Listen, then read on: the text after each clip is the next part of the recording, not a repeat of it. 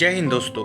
आज की इस वीडियो में हम प्रेसिडेंट टॉपिक को डिटेल में स्टडी करेंगे और समझेंगे कि किस तरह प्रेसिडेंट को इलेक्ट किया जाता है, प्रेसिडेंट के लिए क्या क्या क्वालिफिकेशन चाहिए और प्रेसिडेंट के ऑफिस को होल्ड करने के लिए क्या क्या कंडीशन चाहिए। इस वीडियो में हम यह भी बात करेंगे कि प्रेसिडेंट कितने समय तक अपने ऑफिस को होल्ड करके रख सकते हैं और उन्हें इम्पीच यानी अपने पोस्ट से किस तरह हटाया जा सकता है।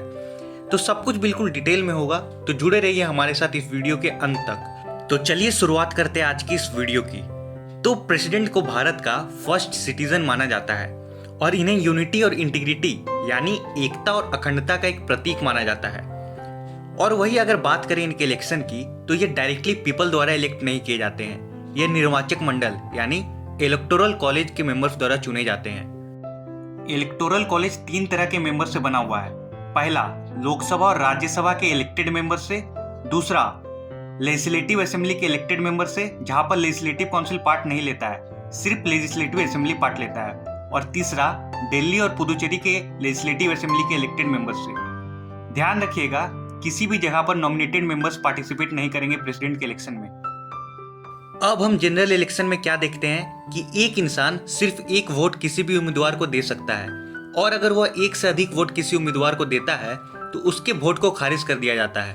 लेकिन प्रेसिडेंट के इलेक्शन में ऐसा नहीं होता है। प्रेसिडेंट के केस में कोई इंसान एक से अधिक वोट दे सकता है, लेकिन उसे अपना वोट प्रेफरेंस के हिसाब से देना होगा। कहने का मतलब ये है कि मान लीजिए ये ABC ये प्रेसिडेंट के इलेक्शन में खड़े हुए हैं और ये 5 ABCDE ये अपना प्रेसिडेंट को चुनने वाले उम्मीदवार हैं, तो ये अपना वोट प्रेफरेंस के हिसाब से देंगे।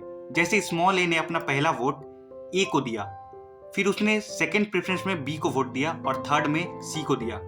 तो जिस इंसान को सबसे अधिक वोट एक नंबर वाले मिलेंगे वो इंसान जीत जाएगा। जैसे कि यहाँ पर ए को मिला है तो ए इलेक्शन को जीत जाएगा।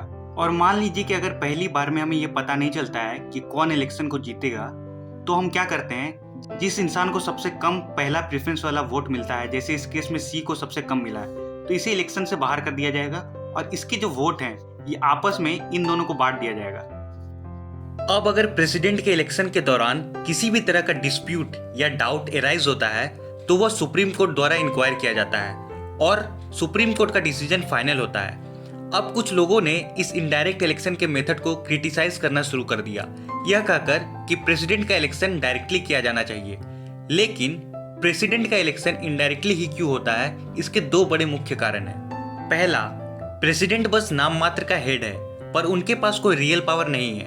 रियल पावर तो काउंसिल ऑफ मिनिस्टर के पास होते हैं, जो कि प्राइम मिनिस्टर द्वारा रन किया जाता है। यह नियम विरुद्ध, या यूं कहे तो इसका कोई सेंस ही नहीं बनता कि हम प्रेसिडेंट का इलेक्शन डायरेक्टली पीपल के द्वारा तो करवा रहे हैं, लेकिन उसे कोई रियल पावर नहीं दे रहे हैं। दूसरा कारण भी मिलता जुलता है कि अगर प्रेसिडेंट का डायरेक्ट इलेक्शन होता तो वह काफी टाइम कंज्यूमिंग होता और खर्चे भी अधिक आते, और यह अनुचित होता क्योंकि उन्हें कोई रियल पावर नहीं दिया गया है और वह बस एक सिंबॉलिक हेड है।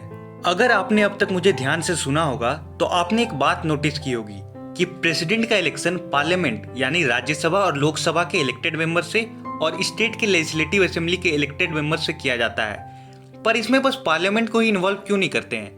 स्टेट के लेजिस्लेटिव असेंबली को लाने की क्या जरूरत है? तो इसके पीछे का कारण यह है कि पार्लियामेंट जो होता है उसमें कोई एक पार्टी रूल कर रही होती है और उसी पार्टी की सरकार बनी होती है। तो अगर किसी पार्टी की सरकार बनी हुई है तो उसके पास मेंबर्स की मेजोरिटी यानी बहुमत भी होगी, तो वह अपने ही किसी पार्टी मेंबर को इस पोस्ट के लिए चूज कर लेते हैं। पर प्रेसिडेंट तो यूनियन और स्टेट दोनों के रिप्रेजेंटेटिव है, इसलिए स्टेट के लेजिस्लेटिव असेंबली को भी बराबर का हक दिया जाता है। चलिए अब बात करते हैं कि प्रेसिडेंट का ऑफिस होल्ड करने का टर्म क्या होता है। तो प्रेसिडेंट 5 साल तक अपने इस पोस्ट पर रह सकते हैं। हालांकि वह कभी भी अपना रेजिग्नेशन लेटर वाइस प्रेसिडेंट को देकर अपना पद खाली कर सकते हैं। वह 5 साल से पहले भी अपना पद से हटाए जा सकते हैं इम्पीचमेंट प्रोसेस के द्वारा।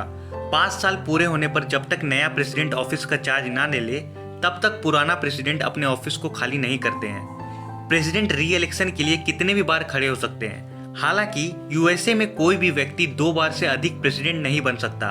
वही बात करें प्रेसिडेंट की सैलरी की, तो वह 1.5 लाख पहले थी, पर उसे बढ़ाकर 5 लाख प्रति माह अब कर दिया गया है।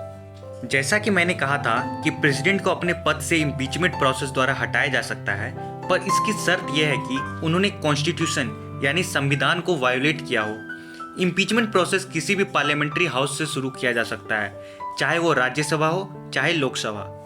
मान लीजिए कि लोकसभा से इम्पीचमेंट का प्रोसेस शुरू हुआ और कुछ पल के लिए मान लीजिए कि लोकसभा में टोटल 120 मेंबर्स है, तो चार्ज को लगाने के लिए कि हाँ प्रेसिडेंट ने कुछ गलत किया है, मिनिमम 1/4 मतलब 30 मेंबर का सपोर्ट रहना चाहिए कि हाँ प्रेसिडेंट ने कुछ गलत किया है, तो ही जाके इम्पीचमेंट का प्रोसेस शुरू हो पाएगा। उसके बाद और अगर 2/3 मेजोरिटी से इस चार्ज को पास कर दिया जाता है इस लोकसभा से, तो ये दूसरे हाउस यानी कि ये राज्यसभा में भेजा जाएगा इन्वेस्टिगेशन के लिए कि क्या ये चार्ज जो लगाए गए हैं ये सही है या गलत। और अगर वहां पर भी वो 2/3 मेजोरिटी से पास कर देते हैं तो प्रेसिडेंट को इम्पीच कर दिया जाएगा। ध्यान रखिएगा कि इम्पीचमेंट का प्रोसेस किसी भी हाउस से शुरू हो सकता है, चाहे वो लोकसभा हो या राज्यसभा। अगर वो लोकसभा से शुरू होता है तो इसके चार्ज राज्यसभा द्वारा इन्वेस्टिगेट किए जाएंगे, और अगर राज्यसभा में शुरू होता है तो इसका चार्ज लोकसभा में इन्वेस्टिगेट किया जाएगा। लेकिन दो बातें याद रखिएगा कि इम्पीचमेंट के दौरान पार्लियामेंट यानी राज्यसभा और लोकसभा के नॉमिनेटेड मेंबर्स पार्टिसिपेट नहीं करते हैं, और दूसरा और सबसे इम्पोर्टेंट कि लेजिस्लेटिव असेंबली और दिल्ली और पुडुचेरी के इलेक्टेड मेंबर्स जो प्रेसिडेंट के इलेक्शन में पार्टिसिपेट करते थे वो इम्पीचमेंट के दौरान भाग नहीं लेते हैं। तो आज के लिए बस इतना ही, मिलते हैं अगले वीडियो में। जय हिंद।